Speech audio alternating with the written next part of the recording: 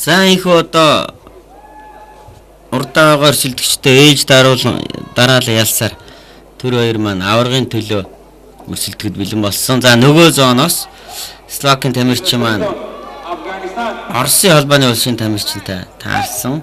За энэ хоёрыг ялсан. Тэр хоёртай одоо шигшээ тулаанд шалгарч үлдэнэ. За энэ бас сонирхолтой тоглолтоос харъя.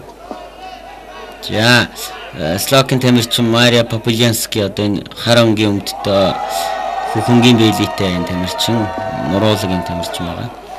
За Оросын холбооны улсын тамирчин Вадим байна. Одоо улаан өнгийн бэлийтэй, улаан өнгийн дуулахтай ингэж ялгаж үзэж болно.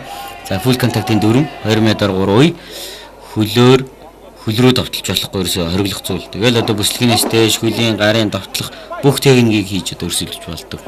Хатуу бас нокаут, нокдаун, түнд цохилт, төсгөлт бүгд байгаа.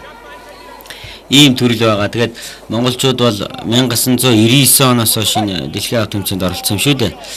За одоо энэ бол одоо монголчуудын 7 дахь дэлхийн авто тэмцээн байгаа. За монголчууд дэлхийн авто тэмцээнд нийт 7 удаа оролцсноос 5 алтан медаль хүртсэн байдаг юм аа. Тэгээд одоо кикбоксing уламжил бол манайх бол сайтай орно. Тэгээ 2000 оноос хойш сүүлийн 10 жилд одоо их гол өрсөлдөгчдийн тоонд орж байгаа. Кикбоксing одоо өвчтөе өрсөлдөгчдийн тоонд яхахгүй Монголын кикбоксд ордог. За энэ одоо замнал, энэ уламжил гэдэг энийг хадгалж одоо нэгэн үе гарч ирж байгаа. Энэ үе бол яхахгүй одоо энэ дэлхийн авто тэмцээнд оролцсон хоёр тамирч маань байгаа. Наадам тэр хоёр гэж. За наадам маань 91 онд төрсэн бол тэр хоёр маань 90 онд төрсэн юм. Залуу одоо тамирчид. За Оросын тамирчид жоон тонгоохгүй л байна да. За нэгдүгээр үе ер нь энэ тэнцүүл өрсөлдлөө нэг гоцгойд юм бол ер нь харагдахгүй л байна.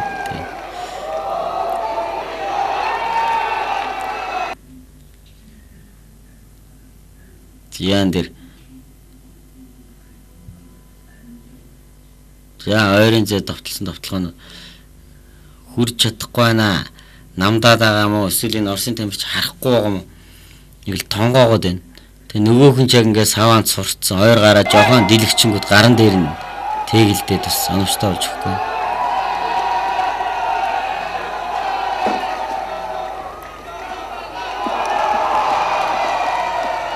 За. Тулааны 2 дугаар үе. За Маригийн холын зэн давталгаа нуу. Яавс хөл дээрээ яваад бас урд чадварууд бол бас маш муугүй бас сургуультай Словакод. Тэн Европын одоо юу гэдгийг сургуулиуд зүүн Европын орнуудын кикбоксчид манайхаас юугаар илүү вэ гэхээр дуршлагаар илүү байна. Ерөөсө сар болгон тэмцээн болж Европт. Тэгээд нөгөө дид үцдэг сайн хөгжсөн өөр хоорондоо одоо дуршлаг солилцох өөр хоорондоо очиж тэмцээн болдонд орох тал нь айгүй нээлттэй дамгаа байна л да. За Монголын тамирчид болохоор энэ зүүн Европын орнд орё гэхээр одоо нэг хол зардал мөнгө их үнэтэй байдаг. Ихэнх одоо кикбоксing ихэнх тэмцээн өнөөдөр Европт болж штэ. Тэр болгоод Европт ч яг энэ кикбоксing үндсэн төрөлд орж чаддгүй.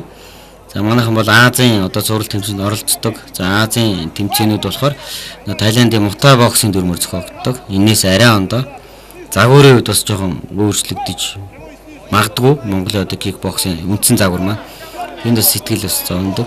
Аль болох яг энэ үндсэн өөрийнх нь загварын тэмцээнд орж дуршлах чивэл одоо их сайн байгаа.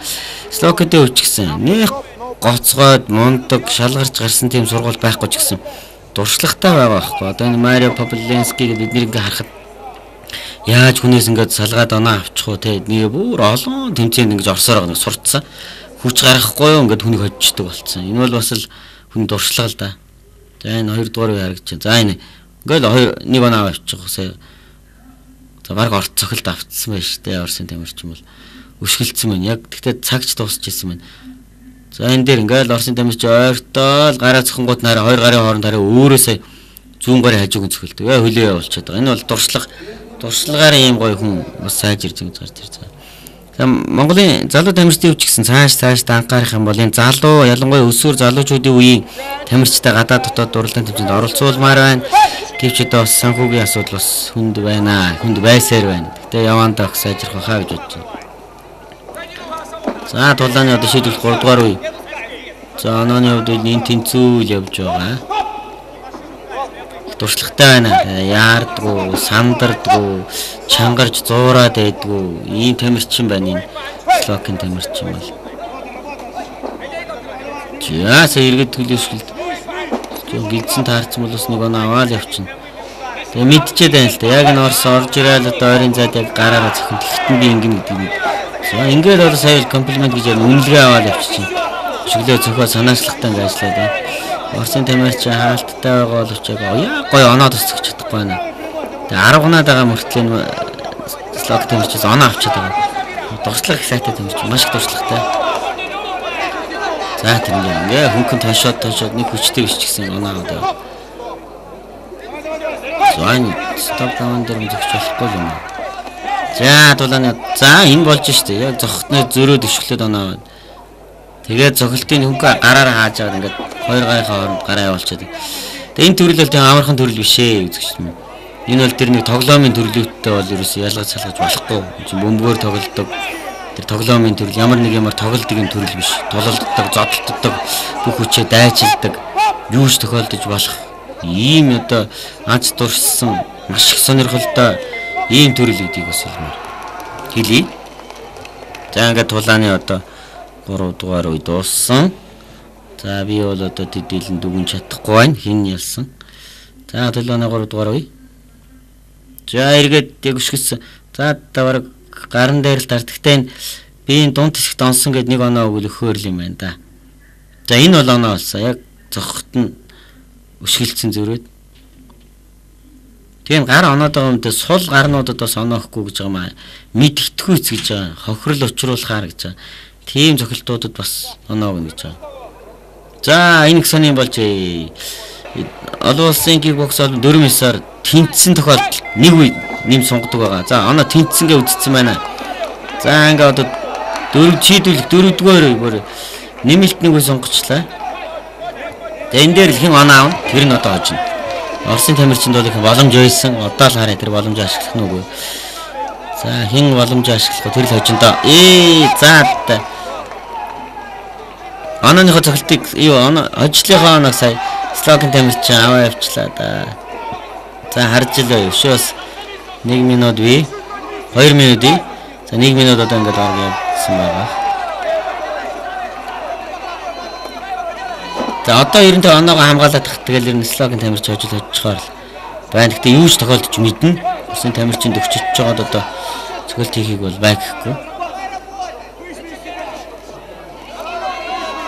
Яасаа Словакийн тамирчин сөрөг давталгаанууд их гоё хийлээ. Ажиллагаас өмнө төрүүлж ажиллаад ингээ оноо аваад байна. Тэгээ зохилтыг гаргачаад ингээ сөрөөд ингээ жоохон зохилтыг гаргачаад сөрөөд байгаа учраас оноо аваад явна. Яас сайн тамирчин байна. Ухаантай гэж хэлж болохоор ийм тамирчин байна. Нэг ухаалаг тоглож байна да. Словакийн тамирчин бол. За шүлт болж сая бол. Сая бол цэвэр оноо. Их гоё дурслагтай юм тамирчин байна. За доороос сая нэг оноо. Тэс зүв оноог бол түүгээд өглөө дээ одоо тэгээд Оросын тамирчинд одоо боломж гарсангүй дээ. Одоо тэг хөөгөөд одоо цаг дууслаа. Цогж оногдгүй юм бол. За ингээд цаг дууссан. За миний бодлоор бол Словакийн тамирчин илүү оноо авлаа. Гэхдээ би бол одоо шүүгч биш.